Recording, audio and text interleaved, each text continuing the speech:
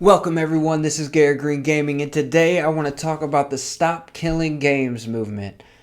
So this is something that's been happening for a few years now, and I remember seeing something about this a few years ago, and I kind of forgot about it. I'm kind of disappointed with myself that I didn't really keep up with it, because this is something that is actually very important to me. So I remember this all kind of started with the game The Crew. This is a open world driving racing game, and the server shut down a few years ago, and I just remember it caused a lot of people to be really outraged about it, including myself, because it's a big open world driving game that has a single player aspect to it, and now uh, people that bought this game with their own money just are not allowed to play it anymore. The servers were going completely offline, and it's completely unplayable.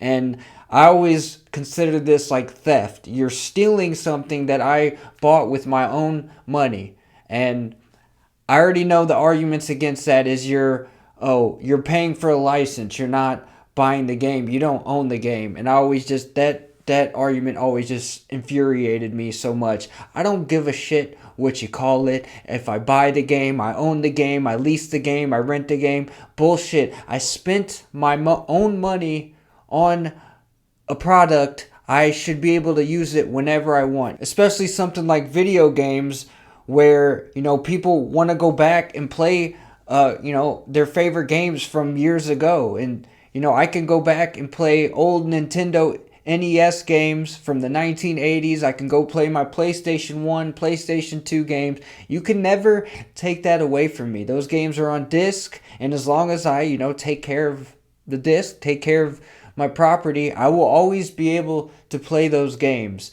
So now you're just taking something that I paid for and completely destroying it. And my thing was always, if it has a single player aspect to it, it should always be playable. There's no excuse. You can always make an offline mode for single player games. And even something that's multiplayer, something like Gran Turismo Sport, which is supposed to be an only online racing game, they made an offline mode for that game.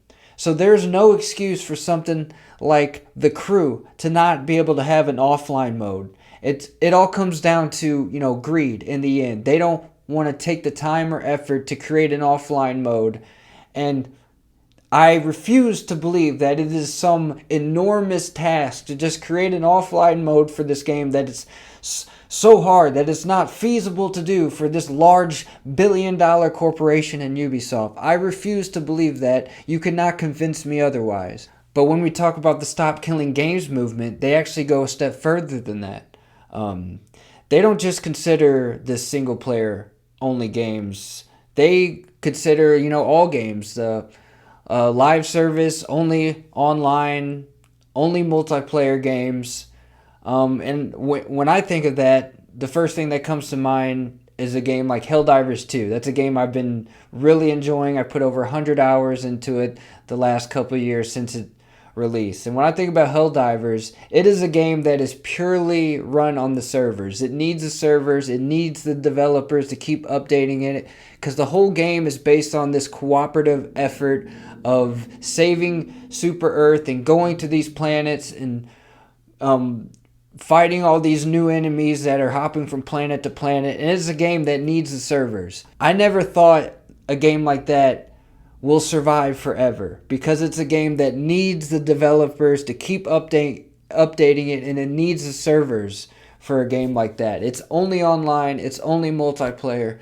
But even the Stop Killing Games movement goes a step further, and they say, no, a game like that needs to run forever, needs to find a way to be able to live on forever. And I respect that. They, in the Stop Killing Games movement, say that to give up to create offline servers that can be run by mods and other things like that. If they could find a way to do that, that would be amazing. That is not something that I'm expecting to happen, but I would love it if the Stop Killing Games movement can make that a reality, for even live service online only games that need servers. If we can find a way to keep those games running forever, that would be amazing. So I respect the Stop Killing Games movement so much for trying to make that a reality.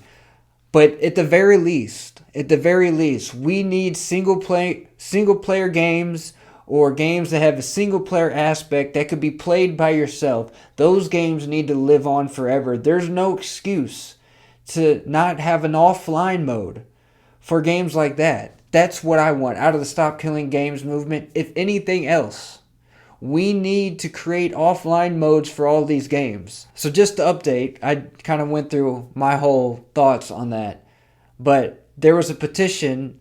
There was a petition going around, and they needed a million signatures to be able to get to like the government to look at it. And this is in Europe, because United States is already fucked. So we're kind of screwed over here in the United States. But those in Europe, they can get the government to look at it if they get a million signatures. Well, it wasn't doing very well. And this is the part I was sad that I kind of forgot about it and haven't been keeping up with it for so long, because it has been struggling for a long time. And it needed a million signatures, and it only had like 200,000 or something like that.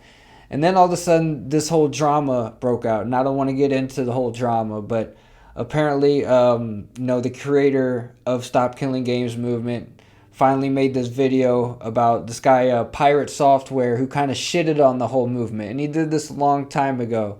So there's this whole drama that happened. They made some YouTube videos fighting back and forth.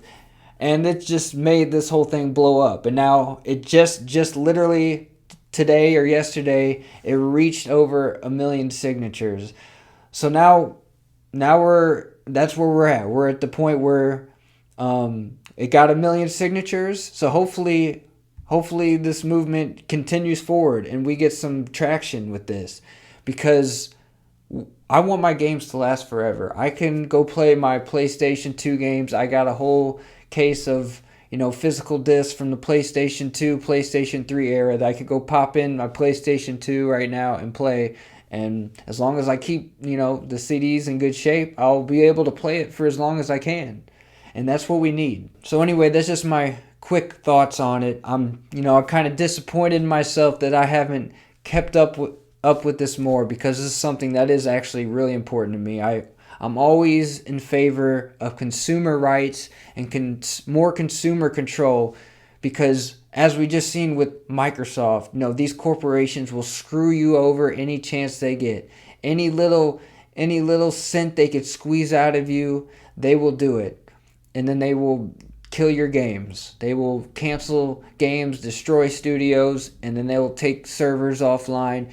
They will do anything they can get away with. So we need more consumer rights. We need more consumer protection. We need more consumer control. And I'm always in favor of that. So anyway, just some quick thoughts on Stop Killing Games. Anyway, please like and subscribe. And I will be back soon with more videos. See you later.